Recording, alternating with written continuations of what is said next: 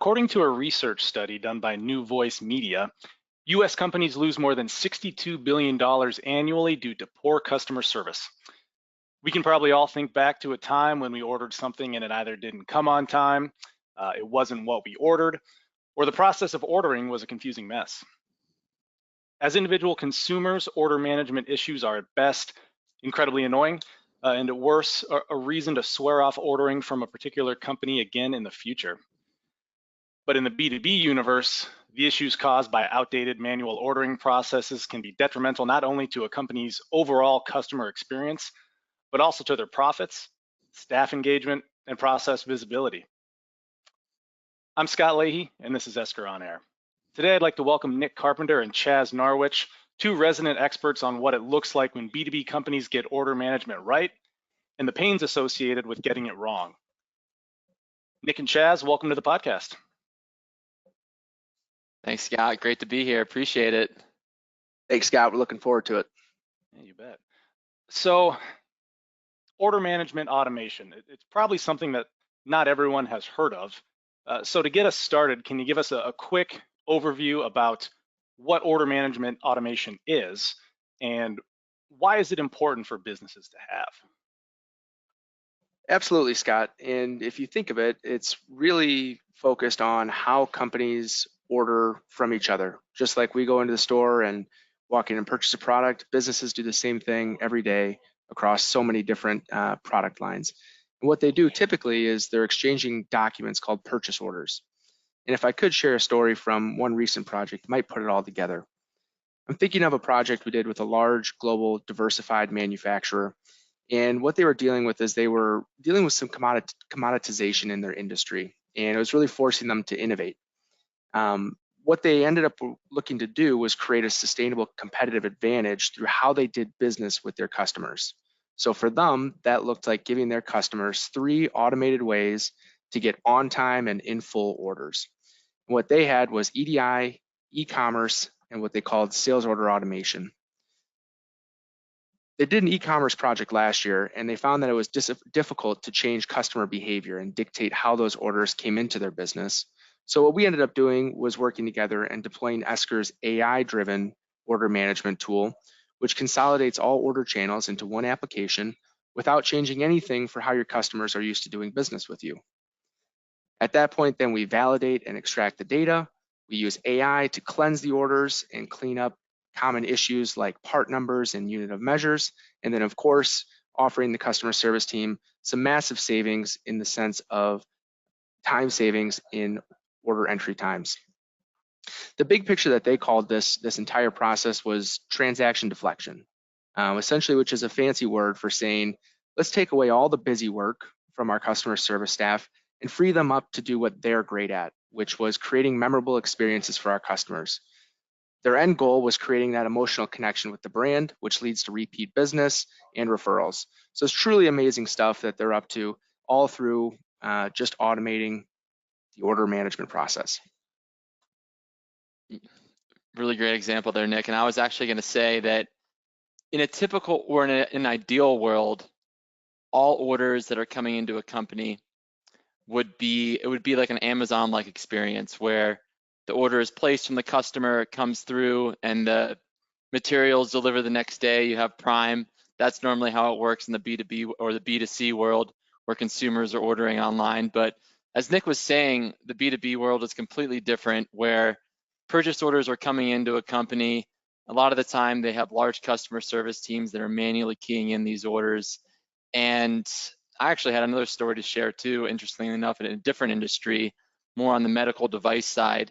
A lot of the time when medical device suppliers are receiving orders, they have to key them into an ERP system manually. And a lot of the time these orders are time sensitive. So say there's a specific instrument that a surgeon needs to use one day and the hospital places an order to the med device company. And if the order takes a while to enter, or if it's incorrectly entered into the ERP system, a lot of the time that material is not being delivered on time to that surgeon. So that's a really important piece of order management, and a reason why a lot of these companies in that industry specifically, but also in other industries with time-sensitive materials, are automating this process specifically. And so, you two are having these types of conversations all day, every day. What are the biggest struggles that order management departments are having right now? Great question, Scott. It's trying times for a lot of different companies, and I think what we're seeing from or hearing from customers in the field is that it's really varied by industry. We talk with folks across so many different verticals: Jansan distribution, distribution general, building products manufacturers, med device manufacturing, you name it. And almost every single one of my customers that I had spoken with saw an immediate dip in demand earlier this year. Now, depending on the industry, it seems like some of them are bouncing back quicker than others. Some even seeing a growth in sales. All this to say that a lot of the challenges that I'm hearing from customer service leaders are they're just busy. They're bogged down with a ton of work. They might be balancing a shut down warehouse, a closed manufacturing facility, trying to fill orders from warehouses across the country, you name it. One distribution customer of mine actually said that we're not even able to fill every order. We have to actually prioritize which of our customers actually can get their orders because we're seeing shortages from our actual suppliers. Now, for a lot of companies that are in cost-cutting mode, often the first group that we've seen get let go is temp staff. So I think a lot of customer service managers that may have relied on temps in the past are dealing with or having to work even longer hours today, trying to balance that same amount of work with less people. Yeah, and just to kind of go off what Nick was saying there, I think that it really does matter. The struggles are typically related to the type of industry that the customer is in, that the company is in. And just speaking to a large industrial supplier, large industrial distributor, there's a couple big names of that industry, but really I was talking to the director of customer service there and along with the digital transformation lead, and really what they were the reason they were looking at this, the struggles they were having, is that due to what's going on in the world right now, they had to make some furloughs, there were some cuts, and they were trying to do more with less. So their customer service team was strapped, very, very lean operation, and really they were working overtime. And a lot of these customer service reps, the larger company was struggling because these customer service reps were struggling. They weren't having the best time at work. They were working overtime, and it was just a big need to automate this area. So that's what I see is companies that are maybe for whatever reason their volumes are going up, and as far as the amount of orders they're getting per month because they're becoming busier, but at the same time they had to make some furloughs and some cuts, so they're trying to do more with less.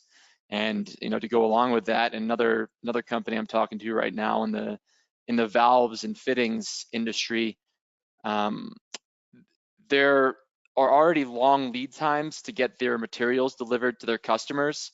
So in order to differentiate from the competition, I think Nick kind of made the point there. There has to be a way to differentiate, where if you're supplying a commodity to a customer, you have to be able to make that customer happy and retain that customer. And one way to do that is to automate this area. So yeah, those are the two specific examples I had for the struggles that companies are facing right now as far as more of a competitive environment, and also trying to do more with less. Yeah, and what's so often a theme here on the podcast, but just anybody who might be listening, this is the reality for them. How are companies using automation to manage a remote workforce and an order entry team? What are you hearing about there? Well, I think it certainly helps to augment or arm your staff with the right tools to be able to do business from anywhere. And obviously Esker can play a big part in that. I think in general, digital tools are helping companies use their people to the best of their ability. I think of a book by Cal Newport, which talked about deep work and busy work. And I think for a lot of companies, they're using digital technologies to try and free up their staff from a lot of the busy work that plagues their day on a day-to-day basis, free them up to do the deep work. Things like, enhancing the customer experience, voice of customer surveys, things like that. Specifically, I can think of one client that said, not having Esker and trying to do order entry on our tiny little laptops at home was actually hard to imagine. So for them, Esker was a huge aid in transitioning to that work from home, because people could be processing orders literally from anywhere.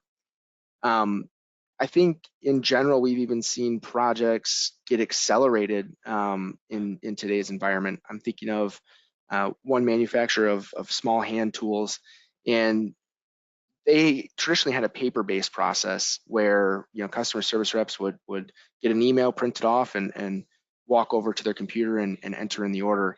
And when folks are at home or spread out and socially distant all over the office, that just wasn't a process that they could maintain going forward. So kind of all over the board, Scott, but I think certainly digital tools and digital technologies are allowing people to do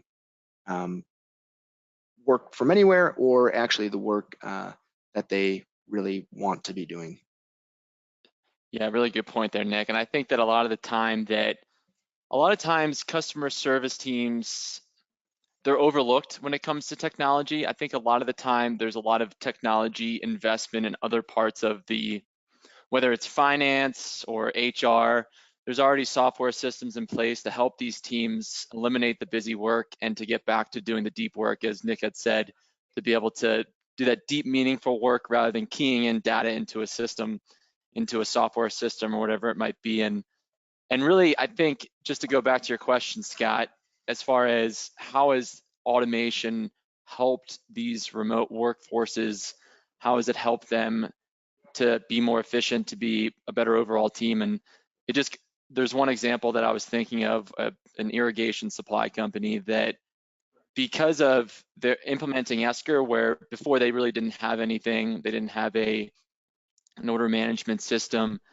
being able to implement an order automation system, what it did is it gave more visibility between the teams and within the customer service team, to be able to allow for that leader of that team to see, okay, hey, this individual is reaching their KPIs, they're processing orders and everything's going well on this end, and to be able to kind of see how well her team is doing overall as far as order time, lead time, things like that. So increasing the visibility of the actual, when an order comes in to when it leaves the warehouse, being able to see a little bit more into that and get some more reporting capabilities and to see actual metrics. I think even before there was this really big shift to remote, this was a huge help to companies that just didn't have that type of visibility. They were more in a siloed, I guess, working out of individual email inboxes, and more of a siloed workforce on the customer service team. I think that being able to have that visibility is just a huge advantage, and now even more so. It's completely necessary now with the way the world is going more towards remote.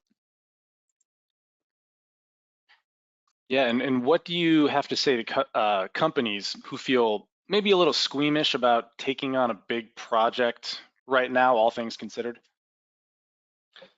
The first thing I would say is it's 100% a valid concern. I think it's there's always a level of risk when kicking off any new project, and especially one where you can't shake the person's hand sitting across from you. However, I think what we're hearing from clients that have continued their projects since earlier this year is that they didn't really see anything that changed. A lot of the weekly status and planning calls were already done remotely. And things like video conferencing and our ability to share short videos via email are just two examples of how I think we're trying to ease those concerns of a remote project kickoff. But certainly what we've heard from customers is that things are going well, and not seeing a huge change in how the actual project was delivered. Yeah, I completely agree. I mean, the technologies that you need, good remote video conferencing, and really the big part of implementing this type of solution and the big part of taking on a big project and working with a project team is the organization of that project team, and also utilizing the technologies that are out there when it comes to being able to communicate effectively to implement that project. So I think that that's the future. So being able to implement a project while remote is going to be something that's going to have to happen at some point. And really, it's all about having trust in the company that you're going to work with and establishing trust with them, establishing a good rapport with that company. And that's probably more important than worrying about, oh, is it going to be remote or is it going to be on site? I think that part is the more important part. So working with a trusted company, an experienced company, and also an experienced project team, I think those are the more important aspects when it comes to taking on a big project nowadays. Great point, Chaz. Well, Chaz, Nick, thank you so much for sharing your expertise today. Thanks to our listeners for joining us. If you are looking for more information on digital transformation in your business processes, you can find us at www.esker.com. Stay safe, everyone, and we'll see you next time.